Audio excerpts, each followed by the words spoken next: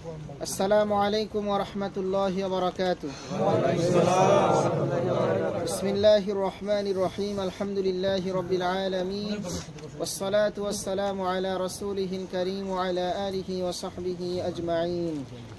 قال الله تعالى: وهو الذي أنشأ جنات معروشات وغير معروشات والنخل والزرع مختلفا أكله والزيتون والرمان متشابها وغير متشابه كلوا من ثمره إذا أثمر وآتوا حقه يوم حصاده ولا تسرفوا إنه لا يحب المسرفين. প্রশংসা আল্লাহর জন্য, শান্তি অবতীর্ণ হোক আমাদের প্রিয় নবীর প্রতি সাল্লাল্লাহু আলাইহি ওয়াসাল্লাম। সম্মানিত দ্বীনী ভাইরা, আজকে আমরা ফিকহুজ যাকাত বা যাকাত বিষয়ক প্রোগ্রামের দ্বিতীয় পর্বে আপনাদেরকে স্বাগত জানাচ্ছি। প্রশ্নোত্তরে আজকে আমরা আরও কতিপয় বিষয় যা আমাদের জানা দরকার যাকাত সম্পর্কিত, সেগুলো আমরা জেনে নেব ইনশাআল্লাহ। চলুন আমরা প্রথমেই জেনে নেই যে সকল মালের যাকাত ওয়াজিব হওয়ার জন্য 1 বছর পূর্ণ হওয়া শর্ত নয়। অর্থাৎ আমরা জানি যে যাকাত দেওয়ার জন্য 1 বছর শর্ত, কিন্তু এমন কিছু বিষয় রয়েছে, এমন কিছু জিনিস রয়েছে যেগুলোর জন্য 1 বছর পূর্ণ হতে হয় না। 1 বছর পূর্ণ না হলেও সেগুলোর যাকাত দিতে হবে।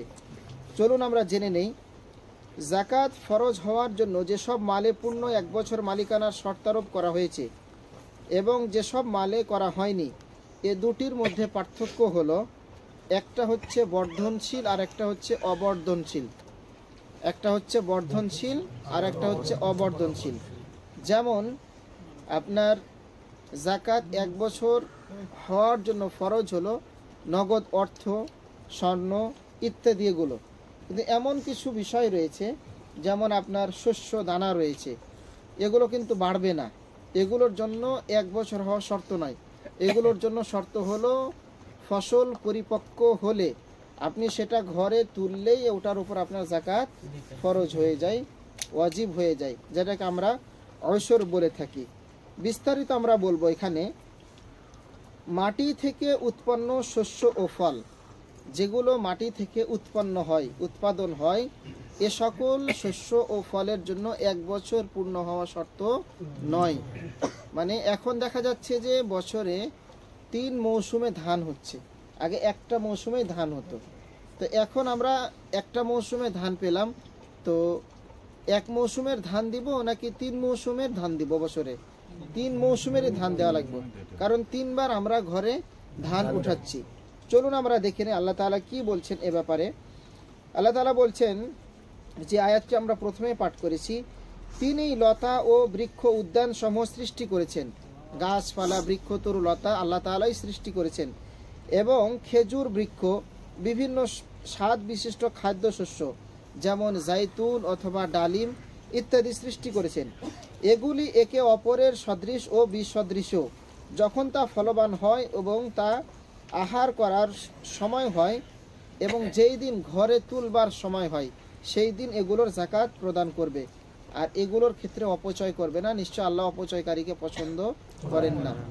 মূল কথা হলো আল্লাহ তাআলা বলেন, ওয়াতু হাক্কাহু ইয়াওমা হাসাদি, তোমরা সেই দিন এগুলোর যাকাত প্রদান করবে যেই দিন তোমরা ফসল কেটে ঘরে তুলো। অর্থাৎ কি বুঝালো এখানে? আমরা গতকালকে দেখেছিলাম ওসরের ব্যাপারটা, যে ওসর যেদিন আমরা ফসল কাটি সেই দিনে আমাদেরকে ওসর দিতে হয়ে থাকে। ওসরের কেজি আমরা কত বলেছিলাম বলেন তো? কত কেজি সম্পদ থাকলে ওসর দিতে হবে? 750 কেজি। 750 কেজি বা 18 মণ 30 কেজি যদি হয়, তাহলে এখন এই পরিমাণ অর্থ যদি আপনি আপনার মাটি থেকে পান, আলু হোক অথবা সরিষা হোক অথবা অন্য কিছু হোক, বা কি কি বিষয় যাকাত ফরজ হবে সেটা আমরা সামনে আসব। যদি সেটা বৃষ্টির পানিতে হয় তাহলে সেটা 10 ভাগের 1 ভাগ, আর যদি আপনার নিজের সেচ দ্বারা হয় তাহলে সেটা 20 ভাগের 1 ভাগ দিতে হবে। চলুন আমরা এরপরও জেনে নেই। অনুরূপভাবে গবাদি পশুর বাচ্চা ও ব্যবসায়িক মালের লভ্যাংশের যাকাত ফরজ হওয়ার জন্য পূর্ণ 1 বছর মালিকানায় থাকা শর্ত নয়। আপনার অনেকগুলো গরু ছাগল আছে, এগুলোর জন্য 1 বছর থাকা শর্ত নয়। অথবা ব্যবসায়ের মাল রয়েছে, আসছে যাচ্ছে, নতুন নতুন একটা কিনছেন একটা বেচছেন এইরকম। দ্বিতীয়ত হচ্ছে বছর পূর্ণ হওয়ার পূর্বে জাকাত আদায়ের হুকুম। আপনার একটা মাল রয়েছে, যে মালটার উপর জাকাত ফরজ, কিন্তু ওই মালটার উপর 1 বছর বয়স অতিক্রম হয়নি, ওই সম্পদের বয়স কতদিন হয়নি? 1 বছর পূর্ণ হয়নি। তাহলে কি আপনি এই সম্পদের উপর জাকাত দিতে বাধ্য? আপনি দিতে বাধ্য না, কিন্তু যদি আপনি জাকাত দিয়ে দেন তাহলে আপনার ওয়াজিব আদায় হয়ে যাবে। আপনার উপর ওয়াজিব হবে কখন? 1 বছর যখন পূর্ণ হবে। কিন্তু আপনি যদি চান যে এখন দুঃখ দুর্দশা মহামারী করোনার মতো এই ইত্যাদি লেগে গেছে, মানুষ অভাবের মধ্যে আছে, বন্যা খরা অতিবৃষ্টি, তখন আপনি ধনী মানুষ করলেন কি যে যেটা আমি আগামী মাসে বের করতাম সেটা এখন অভাবের কারণে গরিব দুঃখীদেরকে আমি সাহায্য সহযোগিতা করছি, এ ব্যাপারে আমরা এটা করতে পারবো, এটা জায়েজ রয়েছে। তবে এটা বাধ্যতামূলক নয়, করলে আপনি ডাবল নেকি পাবেন, অর্থাৎ এই মুসলিমদের বিপদের পাশে দাঁড়ানো এবং আপনার জাকাত আদায় দুটার আপনার নেকি হয়ে যাবে। 1 বছর পূর্ণ হওয়ার পূর্বে নিসাব পরিমাণ মালের কিছু অংশ ব্যয় হয়ে গেলে অথবা বিক্রি হলে তার হুকুম কি? 1 বছর পূর্ণ হওয়ার পূর্বে আপনার কাছে কিছু মাল ছিল, টাকা পয়সা ছিল বা সম্পদ ছিল, কিছুদিন পরে 1 বছর পূর্ণ হতো, তার কিছুদিন আগে ওখান থেকে কিছু টাকা বা কিছু স্বর্ণ আপনি খরচ করে ফেলেছেন, তাহলে এর হুকুম কি? এর হুকুম হলো, ধরেন কি যে আপনার 40টা ছাগল ছিল, 40টা ছাগলে একটা ছাগল দেওয়া মানে দিতে হবে, 40টি ছাগল অথবা 7.5 ভরি স্বর্ণ অথবা এ পরিমাণ টাকা ছিল। তো এরকম ক্ষেত্রে আপনি যদি মানে জাকাত না দিব যাতে 7.5 ভরি পূর্ণ না হয় 1 বছর, এ ভয়ে যদি আপনি কিছু বিক্রি করে দেন তাহলে এটা আপনি হারাম কাজ করলেন, কাবিরা গুনাহ করলেন, গুনার কাজ করলেন, জাকাত না দেওয়ার ভয়ে যদি এরকম কাজ করে থাকেন। আর এছাড়া যদি টাকাটা আপনার ব্যাংকে আছে কিন্তু দেখা গেছে যে সুযোগ মতো একটা জমি পেয়ে গেছেন 11 মাসের মাথায়, তখন আপনি জমিটা ধরে নিলেন, আপনার কাছে টাকা ছিল কতটি? জাকাত দেওয়ার মতো টাকা ছিল, কিন্তু এখন আপনি 11 মাসের মাথায় 11.5 মাসের মাথায় সুন্দর একটা পজিশনে জমি পেয়ে গেছেন বা টাকা পয়সা এই দোকান পজিশন পেয়ে গেছেন, অথবা কোনো কাজে খরচ হয়ে গেছে টাকাটা আপনার অনিচ্ছায়, আপনিও নিয়ত করছিলেন যে হ্যাঁ টাকাটা আপনি গুছাচ্ছিলেন যে হ্যাঁ কোনো কাজে আমি টাকাটা লাগাবো, কিন্তু ওই সময় দেখা গেল যে এতদিন মানে কোনো লাগছিল না কাজে, লাস্ট মুহূর্তে এসে দেখা যাচ্ছে যে আমার টাকাটা কাজে লেগে গেল। হ্যাঁ, এটা আপনি স্বেচ্ছায় জাকাত দিব না এ ভয়ে কিন্তু ওই জমি কিনলেন না বা দোকান কিনলেন না, তখন আপনার উপর জাকাত ফরজ নয়। হ্যাঁ, তবে যদি আপনি জাকাত দেওয়ার ভয়ে 1 বছর পূর্ণ হওয়ার আগে কৌশল করে যদি আপনি কোনো কিছু বিক্রি করে দেন, 7.5 ভরি থেকে 50 এই যদি মাইনাস করে দেন, তাহলে দেখা গেল কি যে আপনার উপর জাকাত আর ফরজ নয়, তাহলে এটা আপনার কৌশল করা হলো, এটা কখনো জায়েজ নয়। রাসূল সাল্লাল্লাহু আলাইহি সাল্লাম এরকম করা থেকে আমাদেরকে নিষেধ করেছেন। এরপর আমরা যেটা জানবো, যে সকল মালের উপর জাকাত ফরজ, যে সকল পণ্যের উপরে জাকাত ফরজ রয়েছে এগুলো হলো 5 প্রকার মাল। আল্লাহ তাআলা আমাদের এই 5 প্রকার মালে জাকাতকে ফরজ করেছে। তার 1 নম্বর হলো বাহিমাতুল আনআম, গৃহপালিত চতুষ্পদ জন্তু, গরু, ছাগল, উট, ভেড়া, দুম্বা। কি কয়টা বললাম? 5টা। গরু, ছাগল, উট, ভেড়া, দুম্বা, এই 5টার উপরে আল্লাহ তাআলা জাকাত ফরজ করেছে। মুরগির উপর আল্লাহ জাকাত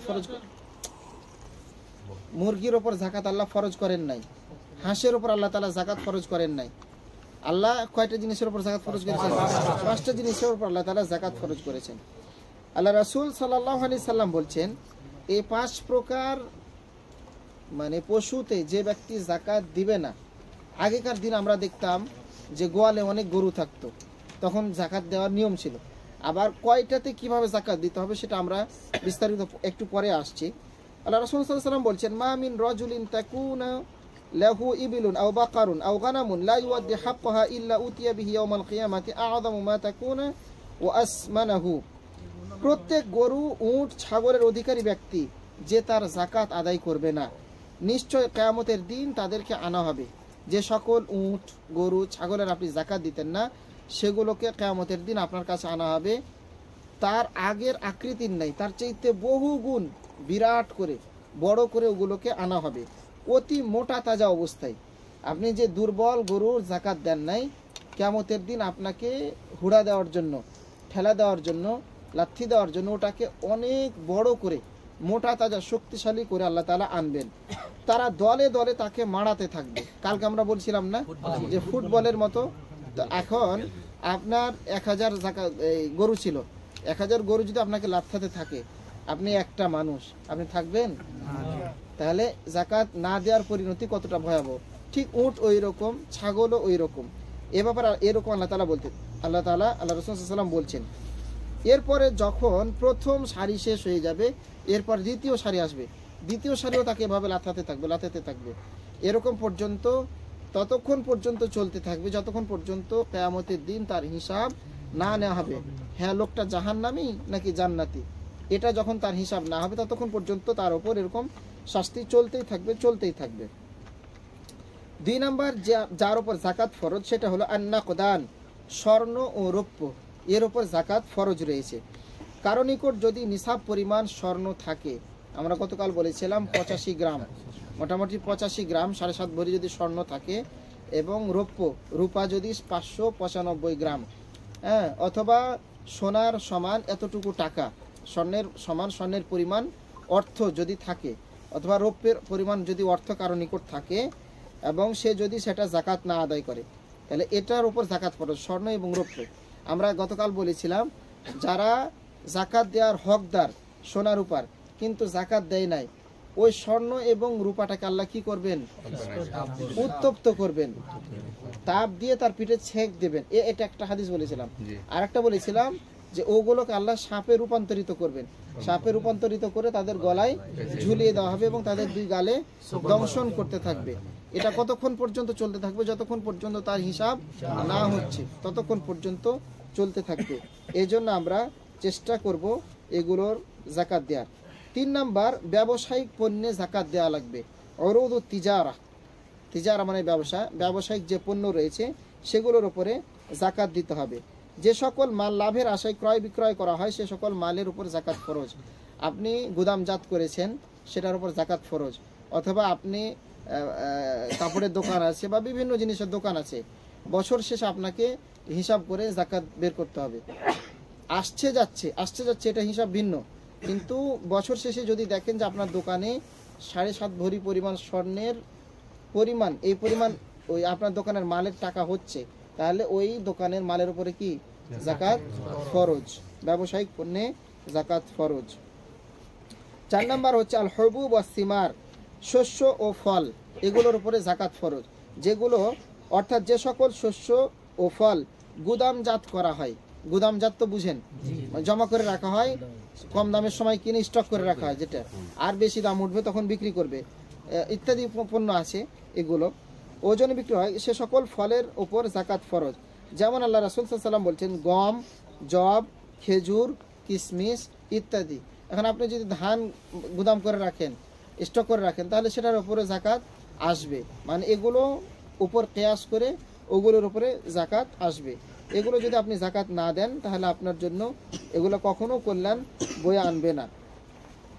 আর আমরা দেখেছি যে মানে এই পরিমাণ আপনি এত পরিমাণ ধান, গম, শস্য গুদাম করেছেন, যে পরিমাণ 7.5 ভরির স্বর্ণ বিক্রি করলে টাকা পাওয়া যায়, এই পরিমাণ যদি আপনার স্টক করা থাকে মাল, কথা বুঝতে পেরেছেন তো, তাহলে আপনার ওই মালের উপর জাকাত ফরজ রয়েছে। আর যেটা মানে পচনশীল, হ্যাঁ, সেগুলোর উপরে উসর রয়েছে। আপনি যদি যেদিন আপনি জমি থেকে ধান তুলবেন সেদিনই আপনাকে কি দিতে হবে? 10 ভাগের 1 ভাগ দিতে হবে। এটা হচ্ছে আপনার ওসর। আর আপনি ব্যবসার উদ্দেশ্যে জমা করে রেখেছেন, দুটা কিন্তু এখানে ভিন্ন বিষয়, ভালো করে বুঝতে হবে। আপনি যখন জমি থেকে ফসল উঠিয়েছেন, ধান, গম, জব, তখন ওখান থেকে আল্লাহ কয় ভাগ নেবেন? 1 ভাগ নেবেন, 10 ভাগ থেকে 1 ভাগ নেবেন। এটা একটা ভিন্ন জিনিস। ওই জিনিসটাই, ধানটাই, গমটাই আবার আপনি কিনে 5 জনের কাছ থেকে কিনে আপনি গুদামজাত করে রেখেছেন, মানে স্টক করে রেখেছেন, যেটা আমি যখন দাম বাড়বে তখন বিক্রি করব। তো আপনি এত পরিমাণ ধান জমা করে রেখেছেন, ওই পরিমাণ ধান বিক্রি করলে স্বর্ণের যে নিসাব রয়েছে, মানে 7.5 ভরি 85 গ্রাম স্বর্ণ বিক্রি করলে যে টাকা পাওয়া যাবে, আপনার ধানটা বিক্রি করলেও ওই টাকা পাওয়া যাবে। তাহলে ওই সোনার উপরও যেমন জাকাত ফরজ, আপনার এই ধানটার উপরও তেমন জাকাত ফরজ। বুঝতে পেরেছেন আশা করি। এরপর আমরা দেখব যে খনিজ ও মাটির ভেতরে লুকায়িত সম্পদ, এগুলোর ব্যাপারে আল্লাহ রাসূল সাল্লাল্লাহু আলাইহি সাল্লাম বলছেন যে এখান থেকে 1/5 ওয়াজিব, এখান থেকে 5 ভাগের 1 ভাগ আল্লাহ এবং তার রাসূলের জন্য দিতে হবে। দেখা যাচ্ছে যে আপনি জমিনে সেচ দিচ্ছেন, জমিনে হাল বাচ্ছেন, বা ওটাকে কি বলে শুদ্ধ ভাষায় লাঙ্গল দিচ্ছেন, আরো এখন মেশিনে যেগুলো দেয়, দেখা গেছে যে গুপ্ত ধন বের হয়েছে, ওটার মালিক আপনিও না, আপনি জানতেন না যে এখানে এটা রয়েছে, ওটার আপনি 4 ভাগের 5 ভাগের 1 ভাগ আল্লাহ এবং তার রাসূলের জন্য আপনি এটা ব্যয় করে দিবেন। এরপরে যেটা জানবো যে আপনি ঋণ একজনকে প্রদান করেছেন, সে টাকাটা দিতে পারছে না, তাহলে ওই ঋণের টাকার উপর আপনাকে যাকাত দিতে হবে কিনা, এগুলো তো আমাদের প্রশ্ন, তাই না? মানে আপনার টাকা, আমাকে আপনি ঋণ দিয়েছেন, কিন্তু আমি ঋণ পরিশোধ করতে পারছি না, আপনাকে ফেরত দিতে পারছি না, তাহলে কি আপনার হাতে তো টাকাটা নাই, তাহলে কি আপনি কি ওই টাকাতে যাকাত দিতে বাধ্য না? বাধ্য না। দেখেন কি বলছেন যে যাকাত ওই টাকাতে আপনাকে দিতে হবে। কিরকম দিতে হবে? আপনি চাইলে যদি সম্পদশালী হন, তাহলে প্রত্যেক বছর আপনাকে ওই টাকার উপরে যাকাত দিতে হবে। প্রত্যেক বছর আপনাকে টোটাল হিসাব, আপনি আমাকে 1 লাখ টাকা দিয়েছেন, বাসায় ধরেন কি যে আরো 10 লাখ টাকা আছে, তাহলে 11 লক্ষ টাকা হিসাব করে আপনাকে যাকাত দিতে হবে। বুঝতে পেরেছেন? যদি সম্পদশালী হন। যদি ওই ব্যক্তি আপনাকে এখন দিতে পারছে না, 2 বছর দিচ্ছে, আপনি যদি গরিব হন, তাহলে মানে মোটামুটি মধ্যবিত্ত হন, তাহলে আপনি 2 বছরেরটা ও যখন আপনাকে পরিশোধ করবে, তখন 2 বছরের যাকাতের টাকা একসাথে পরিশোধ করতে পারবেন। কয়টা পদ্ধতি গেল? 2টা। 3 নাম্বার পদ্ধতি হলো, ও যদি একেবারেই গরিব হয়, দিতে সক্ষম না, বা কখন দিবে টাকা পাওয়ার আপনার আশা নেই, তাহলে আপনার উপর উচিত হলো 1 বছর আপনাকে যাকাত দিতে হবে। কারণ মূলত ওই টাকার মালিক কে? আপনি। কথাটা বুঝতে পেরেছেন? তাহলে এখানে আমরা কয়টা পদ্ধতি পেলাম? ধার দেয়া টাকাতে কয় ভাবে যাকাত দেওয়া যায়? 3 ভাবে। 1 নাম্বার হচ্ছে, আপনি যদি সম্পদশালী হন, তাহলে প্রত্যেক বছরে বছরে আপনি ওই টাকার যাকাত দিবেন। 2 নাম্বার হচ্ছে, আপনি যদি মধ্যবিত্ত হন, তাহলে ও যখন আপনাকে পরিশোধ করবে, মানে আশা আছে যে হ্যাঁ ও আপনাকে পরিশোধ করবে, কোনো কারণে দিতে পারছে না, তখন আপনি জয় বছর লেট করেছেন, তয় বছর একসাথে আপনি এটা দিয়ে দিবেন। 3 নাম্বার হচ্ছে, ও যদি একেবারেই দিতে না পারে, বুঝতে পারছেন আপনি, তখন আপনি মাত্র 1 বছরের হিসাব করে যাকাত দিয়ে দিবেন। এই হলো ঋণ প্রদানকৃত ঋণের যাকাত। ঋণগ্রস্ত ব্যক্তির যাকাতের হুকুম কি? একজন ব্যক্তি ঋণগ্রস্ত, কিন্তু তার কাছে আবার অনেক টাকা পয়সা আছে।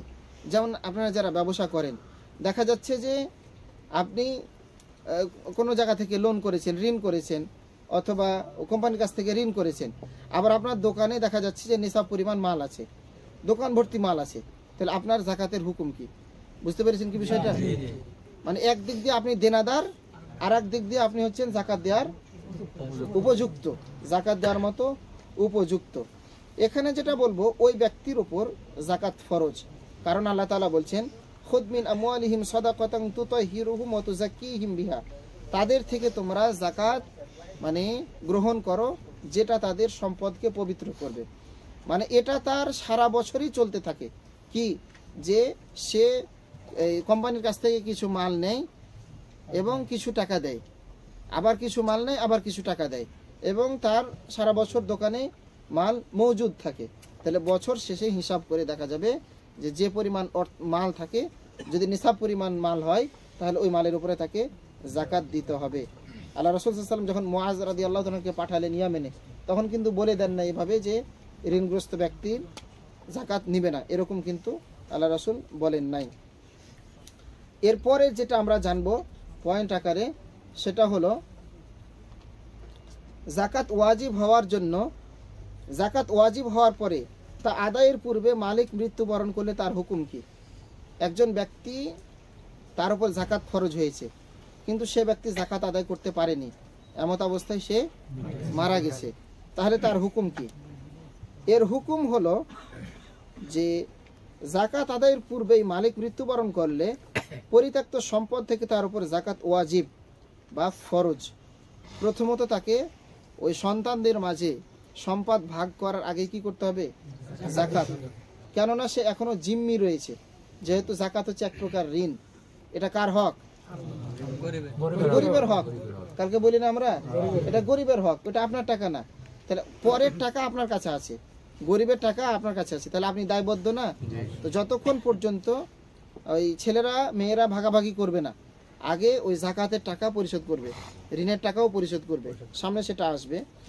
জাকাত আদায়ের পূর্বে ওয়ারিসগণ উক্ত সম্পদের কিছুই গ্রহণ করতে পারবে না। বুঝলেন তো? তখন কিন্তু আমাদের সেন্স থাকে না, আগেই ভাগ করে এরকম করি। বাপ কোন দিকে যাচ্ছে, জান্নাতে যাচ্ছে নাকি জাহান্নামে যাচ্ছে দেখার দরকার নেই, আমরা এটা খেয়াল করব। কেননা জাকাত ঋণের অন্তর্ভুক্ত, যে কথাটা একটু আগেই বললাম, যা পরিশোধ করা ওয়াজিব একজন ব্যক্তির জন্য। এরপরে আমরা যেটা আলোচনা করব, আল্লাহ রাসূল সাল্লাল্লাহু আলাইহি সাল্লাম বলছেন এরকম একটা হাদিস, আতা রাজুলুন নবী সাল্লাল্লাহু আলাইহি ওয়াসাল্লাম ফাকালা লাহু, এক ব্যক্তি আল্লাহ রাসূল সাল্লাল্লাহু আলাইহি সাল্লামের কাছে আসলেন, এসে বললেন যে ইয়া রাসূলুল্লাহ, ইন্না উখতি নাযারাত আন তাহুজ্জা, আমার বোন মান্নত করেছিল, নিয়ত করেছিল, প্রতিজ্ঞা করেছিল যে সে হজ করবে।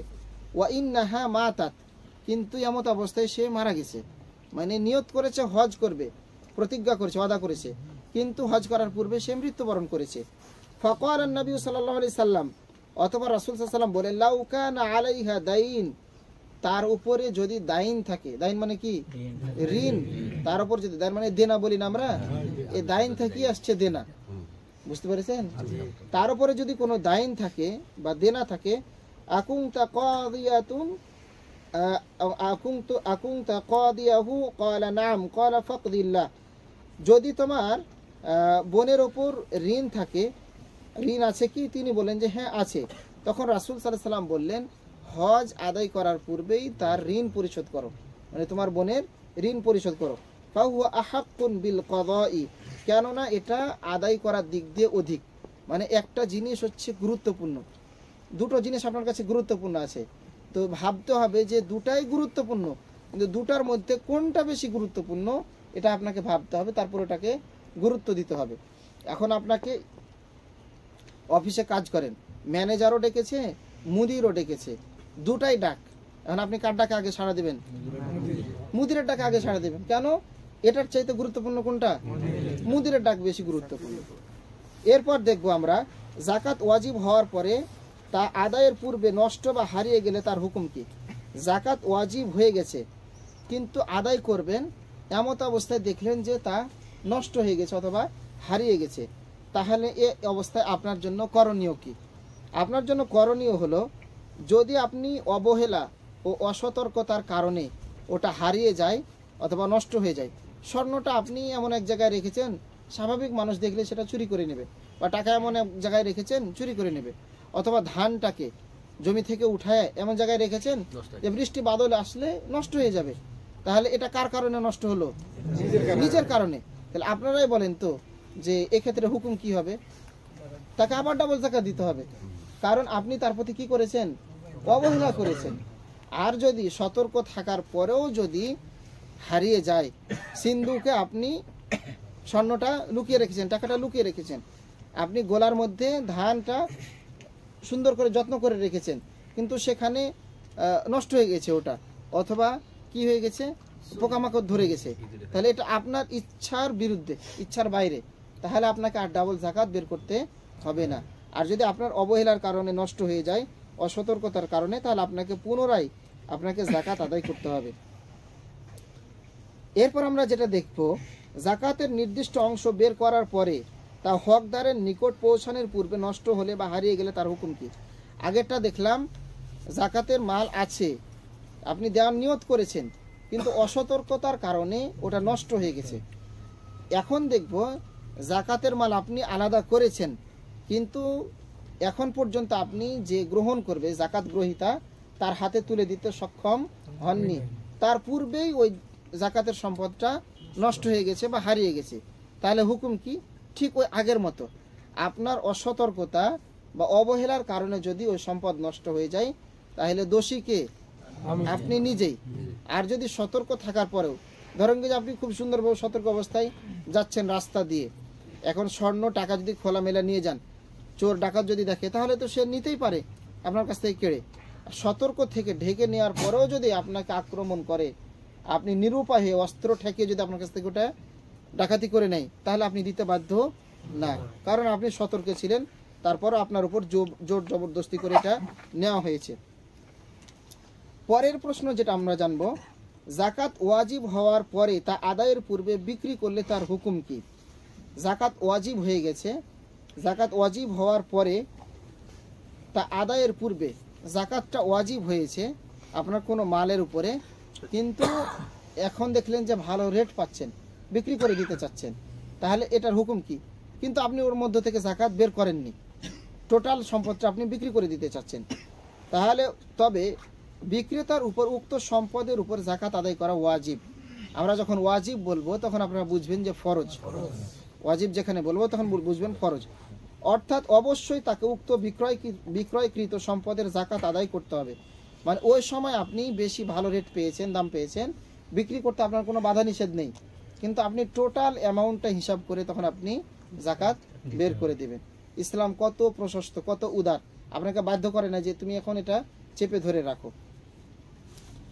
এরপরে দেখবো ঋণগ্রস্ত নিসাব পরিমাণ সম্পদের মালিক মৃত্যুবরণ করলে কোনটি আগে আদায় করবে? দেখা গেছে যে একজন ব্যক্তি একাধারে ঋণগ্রস্ত, আরেক দিক দিয়ে সে জাকাত দাতা, একটু আগে যেটা বললাম, ব্যবসাও করে আবার কোম্পানির কাছ থেকে ঋণ নেয় বা লোন নেয়।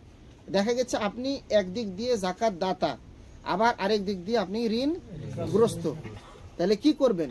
এমত অবস্থা আপনি যদি মারা যান, তাহলে আপনার যদি সাপোজ 100 টাকা থাকে, তাহলে আপনি জাকাত বাবদ 50 টাকা দিবেন আর ঋণ পরিশোধ বাবদ 50 টাকা দিবেন। বুঝতে পেরেছেন? কারণ দুটাই কি? দুটাই ফরজ, এজন্য। আর যদি আপনি জাকাত দাতা না হন, তাহলে আপনার ঋণ পরিশোধ করতে গিয়ে যদি আপনার সমস্ত সম্পদ চলেও যায়, তাও আপনাকে আপনার ঋণ পরিশোধ করতে হবে। আমরা যারা ছেলেরা আছি, বাবা কিছু ঋণ করে গেছে, দেখা যাচ্ছে যে আমাদের কিছু ভিটামাটি বিক্রি করতে হচ্ছে, টাকা পয়সা নাই, যদি থাকে তাহলে নিজেদের পকেট থেকে এটা পরিশোধ করে দেব, আর যদি না থাকে তাহলে কি করব? আমরা জমি জায়গা বিক্রি করে হলেও বাপকে মুক্ত করতে হবে, কারণ বাপ ধরা আছে কোথায়? পরকালে বান্ধা আছে, কারণ সে আরেকজনের কাছ থেকে দেনা করেছে, দেনা করে নিজে খেয়ে গেছে, আমাদেরকে খাওয়াই গেছে। এরপর আমরা যেটা জানবো, গৃহপালিত পশুর জাকাত।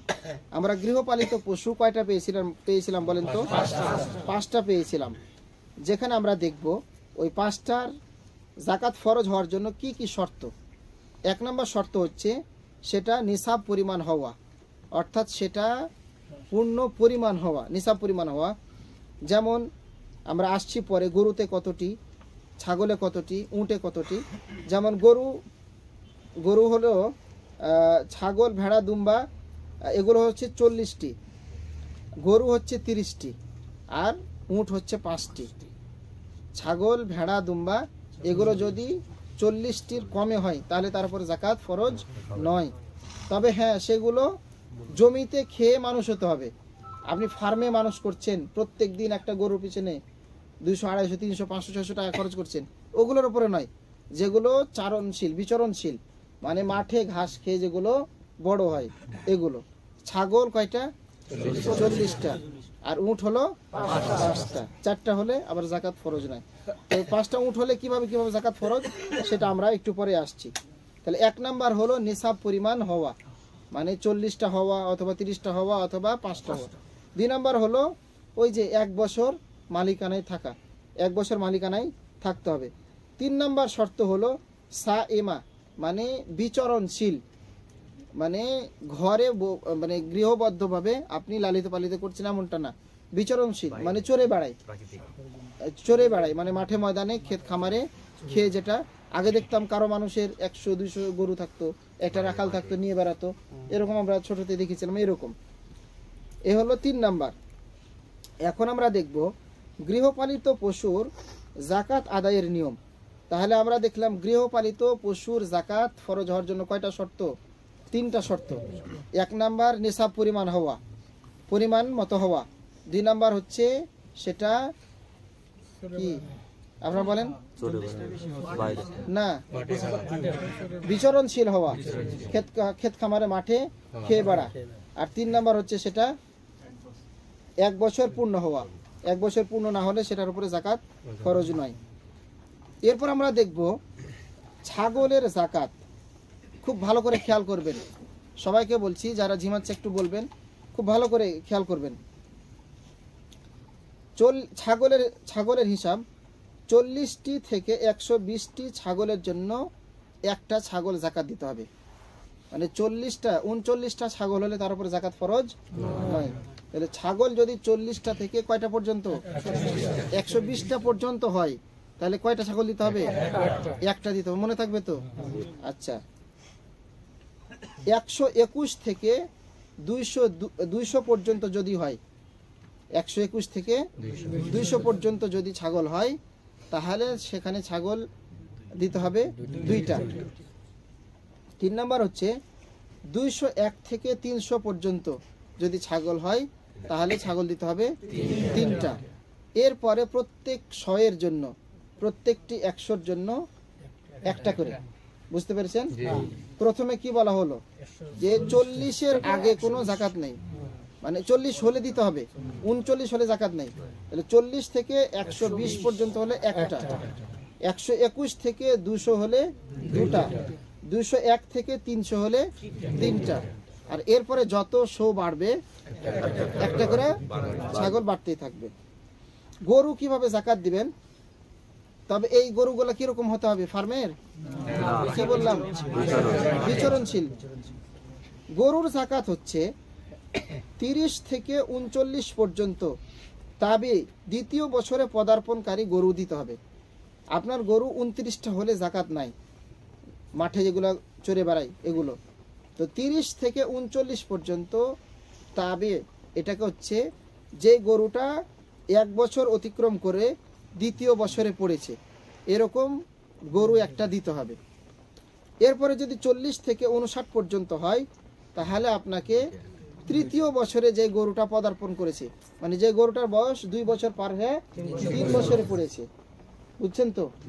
তাহলে আপনার 40 থেকে 59 পর্যন্ত গরু যদি থাকে, তাহলে আপনাকে কয় বছরের গরু দিতে হবে? যে গরুটা 2 বছর পার করে 3 বছরে পড়েছে।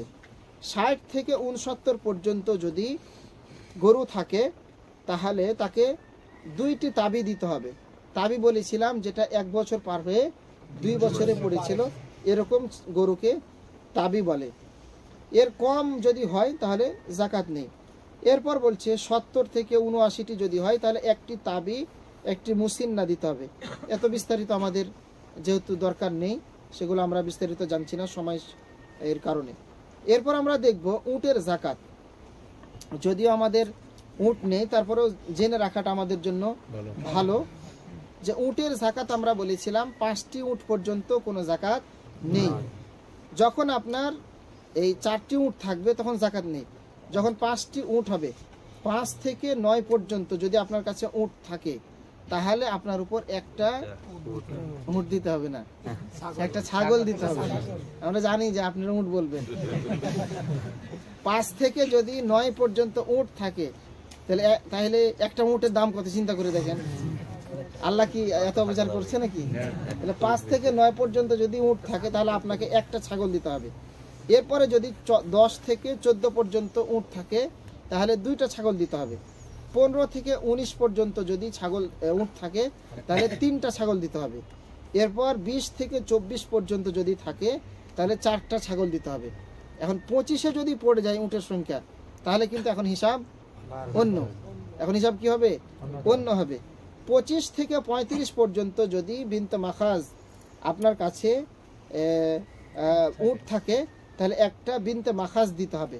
বিনতে মাখাজ বলা হয় ওই উটকে যে উটটা 2য় বছরে পদার্পণ করেছে, মানে 1 বছর পার হয়ে 2 বছরে পড়েছে। 36 থেকে 45 পর্যন্ত যদি আপনার কাছে উট থাকে, তাহলে আপনাকে একটা বিনতে লাবুন দিতে হবে। যেটা 2 বছর পার করে 3 বছরে পড়েছে। তো সহজ কথায় 1 থেকে 24 পর্যন্ত উট থাকলে কয়টা ছাগল দিতে হবে? 4টা ছাগল দিতে হবে। আর এরপরে 25 থেকে 35 পর্যন্ত যদি হয় তাহলে 2 বছরে পদার্পণকারী একটা উট দিতে হবে।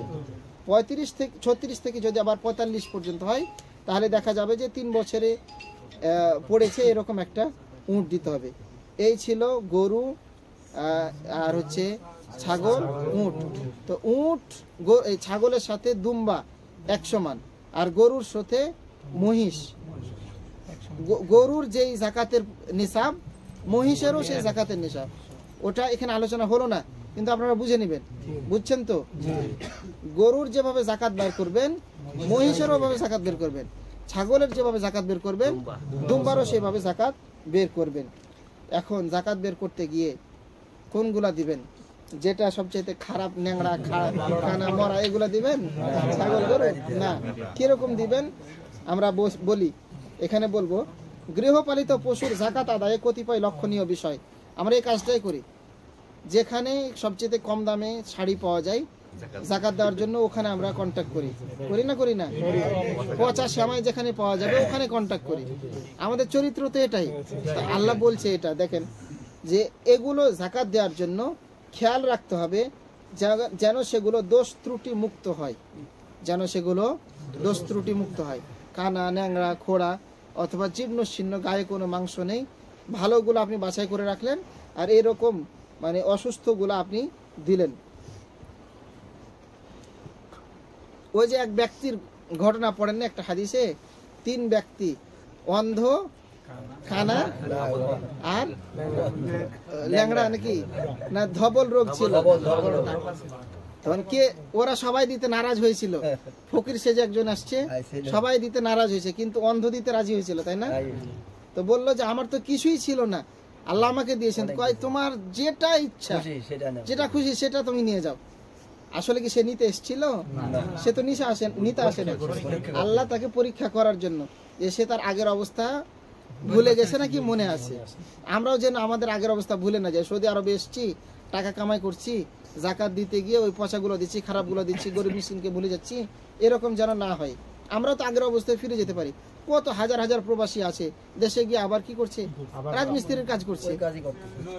এই জন্য আমরা এরকম চিন্তায় রাখবো না মাথায়। তাহলে আমরা যখন গরু, ছাগল এগুলো টাকা বের করবো জাকাত, তখন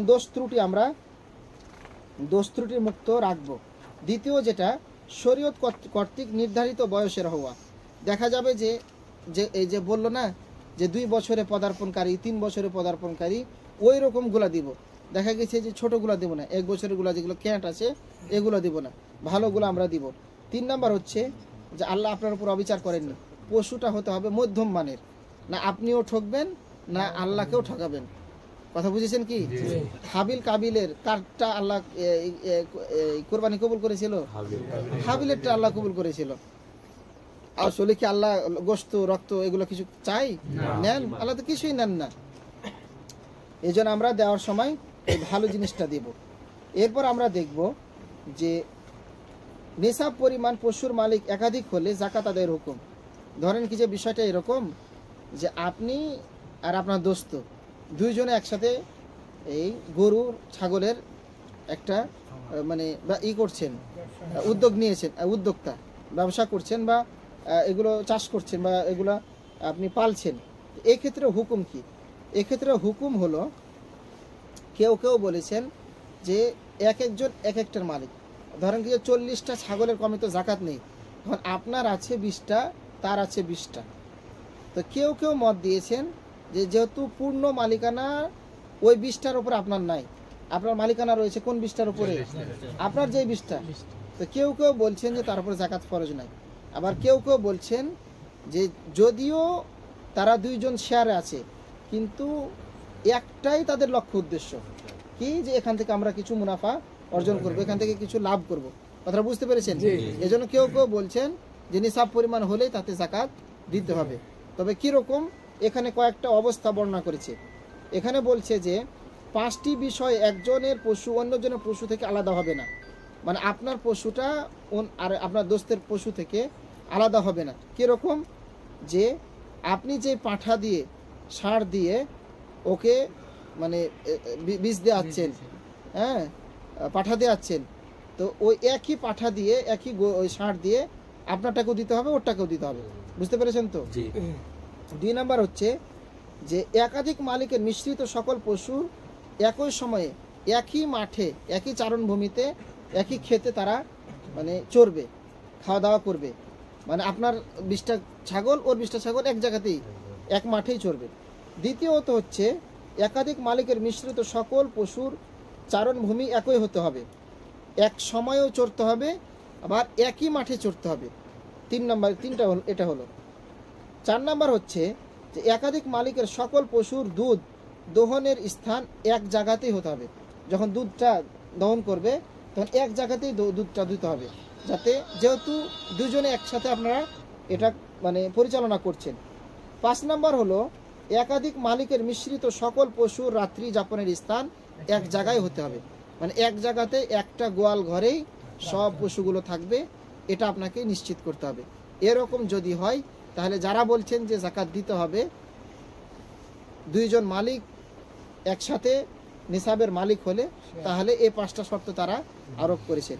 আমরা আল্লাহ তাআলার কাছে দোয়া করছি আল্লাহ তাআলা যেন আমাদের সবাইকে যাকাত গ্রহীতা না যাকাত দাতা বানিয়ে দেন। আমরা তো এটাই চাই।